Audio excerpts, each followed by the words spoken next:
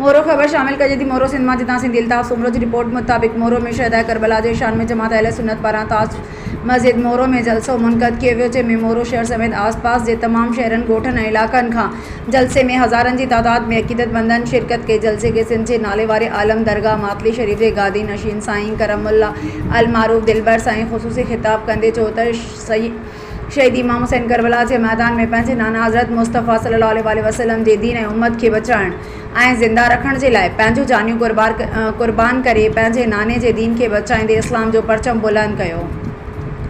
जिते यज़ीद शिकस्त खाई नाकाम थियो ऐं हमेशह लाइ हुसैनियत खे हमेशह ज़िंदा रखियो। हिन चयो त अॼु बि हुसैन ज़िंदाबाद ऐं यज़ीद मुर्दाबाद आहे। जॾहिं त मौलवी मोहम्मद आलम मीरजत ऑफ कराची, अल्लामा मौलवी मोहम्मद इस्माइल मेमण ऐं ॿियनि पिणु ख़िताब कयो। उन खां अलावा मशहूर नात ख़्वाननि नातूं पढ़ियूं ऐं शोहदाए करबला जी शान खे उजागर कयो। उन मौक़े ते सिक्योरिटी जा इंतज़ाम DSP मोरो सरदार ख़ान चांडियो ऐं SHO मोरो अली अकबर खोखर जी निगरानी में सख़्त कया विया हुआ।